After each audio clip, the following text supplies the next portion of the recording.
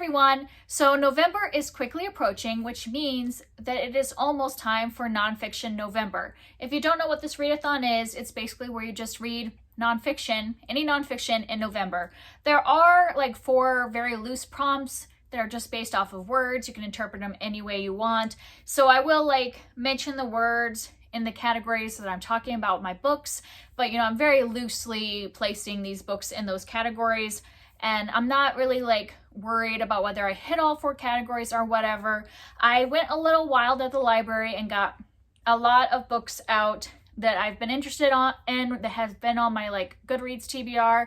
And then I also have some books that I own that I've been wanting to read. So I have a lot of books here. I'm not even going to really call this my Nonfiction November TBR. These are just the nonfiction books that I would like to read. I basically have gathered all of the ones I really want to read, and I'll read some of these in November, and then maybe in the next few months after that, I'll read some more of them.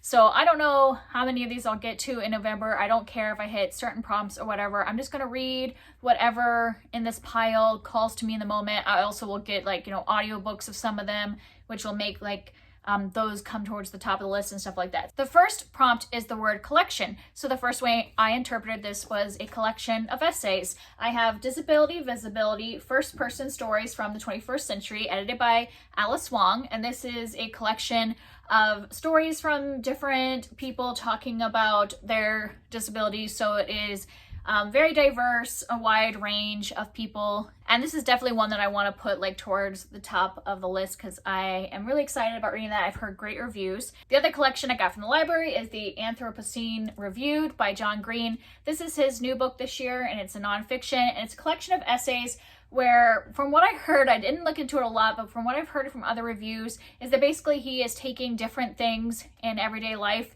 and reviewing them. So giving reviews to, I just opened it, it said Haley's Comment, so just random things that he is reviewing. And just, I thought that would be an interesting book to read because I've been hearing some good things about this. The reviews are excellent. And then the other way I kind of interpreted this prompt was something that has been in my collection for a long time, like that I've owned, or that has been sitting on my TBR for a long time, like my internet TBR, like the Goodreads TBR. One that I've owned for a long time is Leonardo da Vinci by Walter Isaacson. This is a biography, and also this could go with collection because obviously a lot of Da Vinci's works are in collections at museums, so it fits the prompt in many ways.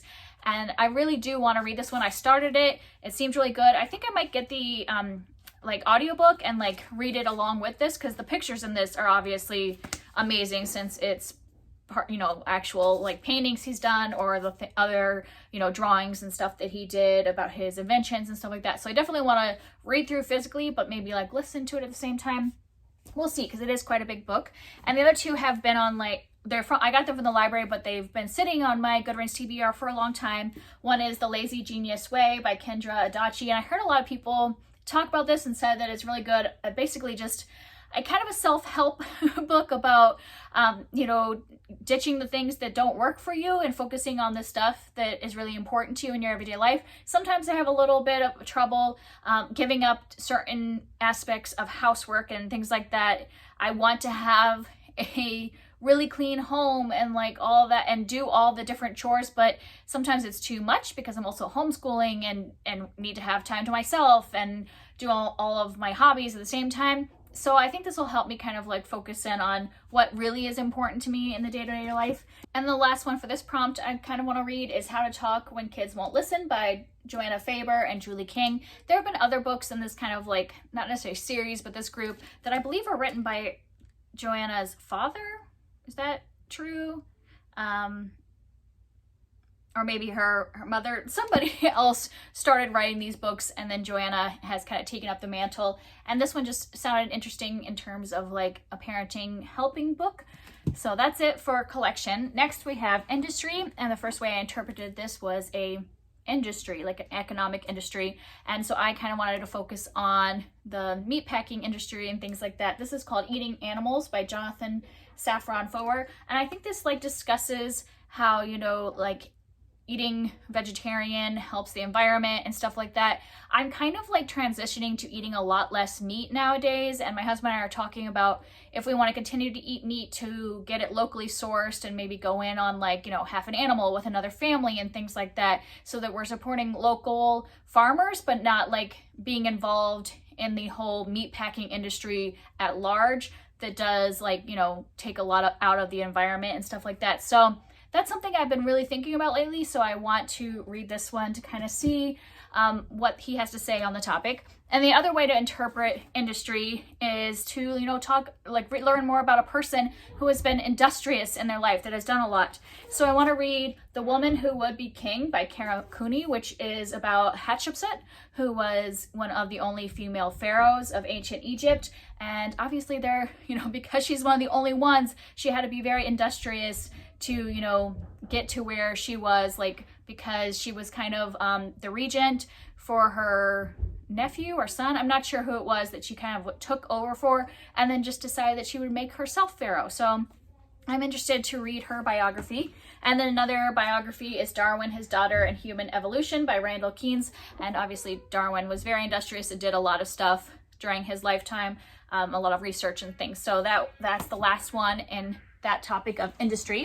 And then I just have a few for style. I just didn't have many things I wanted to read in terms of style as a prompt, but I do think that graphic memoirs and things like that would fit into style because they have a style to the writing. So I picked up a couple of those. I have They Called Us Enemy by George Takei, and this is a memoir of his time when I think he was in a Japanese internment camp back in World War II. That's what I've heard from other people, so since it's a graphic version, then I would call that as being a style. And then the other one's not a graphic memoir, but it is a graphic nonfiction, and that's Good Girls Don't Make History.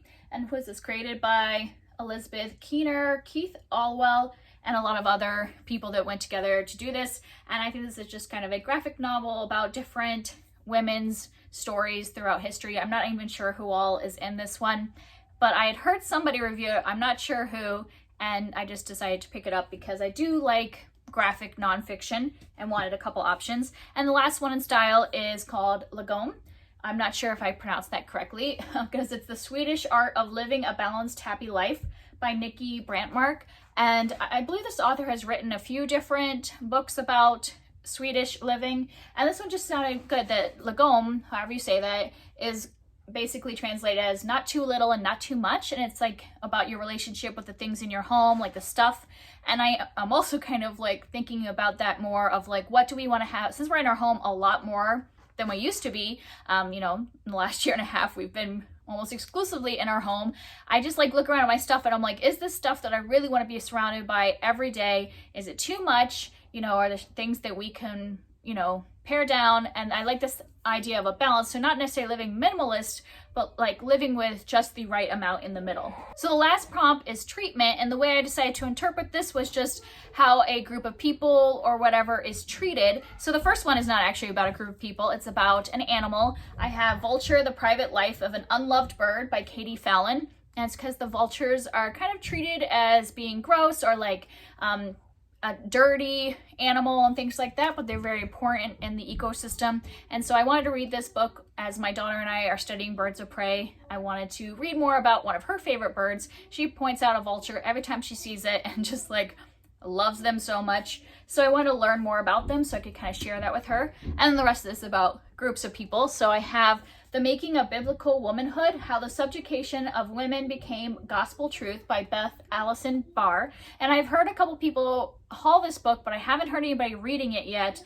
But basically this is talking about this whole like kind of way we view biblical womanhood is not actually from the Bible, was like brought about by society interpreting the Bible in the way that they wanted to for their benefit, you know, for man's benefit, men, and their benefit. And so I'm really interested to see what she has to say about that. because I know in our household, even though I am a stay-at-home mom, my husband and I are completely equals in our marriage and don't believe in like being like, you know, subservient, like the woman subservient to the man. We do not prescribe to that. So I just want to see what kind of her stance is. Then next I have What We Don't Talk About When We Talk About Fat by Aubrey Gordon. And I just heard a few people discussing this and it just sounded interesting that, you know, like, I don't know exactly what it's about, but it's, you know, people use fat as kind of a way to insult other people or to say that they're not healthy and things like that. And so, and it says in here, it seems like that, you know, being fat can mean being denied doctor services, being mocked, you know, being a punchline, and kind of like what is evolved around that way of society looking at being fat, you know. So I thought this would be interesting. It's actually pretty short, so hopefully I can squeeze that one in. And then I have An Indigenous People's History of the United States for Young People by Roxanne Dunbar Ortiz. There is an adult version. You notice this is for young people. I wanted to get this one because I didn't know if there were parts that I could talk to my daughter about. Like, I'm not going to read this entire book to her because she's only 6, but as we're reading some picture books about Native Americans and things like that, there might be like little snippets of this that I could talk to her about more as we are focusing on that in the next month. So if not, I will still get a lot out of it as an adult, I believe, but I just wanted to see if there might be like, you know, even if it's just like a couple pages that I could pull out to talk to her about. And then I have Disfigured on Fairy Tales, Disability, and Making Space by Amanda LeDuc. And this is about kind of analyzing Disney. I guess I could have put this under industry because Disney is an industry and how they treat people with disabilities like as characters in their movies. So this could go with either prompt that way. And then I have How the Word is Passed by Clint Smith. And in this, he goes through kind of like a tour of different landmarks and monuments and talks about how slavery kind of relates to each of those different landmarks that we learn about and how maybe we don't learn about that history in connection to these landmarks. So I think that sounds really interesting. So this is definitely like on my top priority because I heard him interviewed on NPR and his book just sounds really great. I really want to read that one. And the last one is 400 Souls, edited by Ibram X. Kendi. And this is just a collection written by a ton of people about African American history. And so I'm not for sure I'm going to get through this one because it's big, but even though it's huge, I looked and there's a lot of notes. So it's actually only a 400-page book when you take out all the like footnotes and stuff like that. So that's not so bad when you think about it that way. So this might be one that I'll put back on the list, even though I was like intimidated at first by the size when I have so many other books to read, but I don't think it actually will take as long as I think it's going to take. So that's it. I know that's a lot, and like I said, I won't be reading all those books, but that's basically just telling you all of the nonfiction books that I am really interested in reading. So even if I don't finish them this month, these are ones that I will have on my like TBR for a few months that I would like to get to sooner rather than later, like their top priorities on my TBR list. And that's it for me today. How about you? Are you going to participate in Nonfiction November? Or is there a few nonfiction books that are like really top on your priority to be read soon? Let me know down below and I will see you next time. Bye.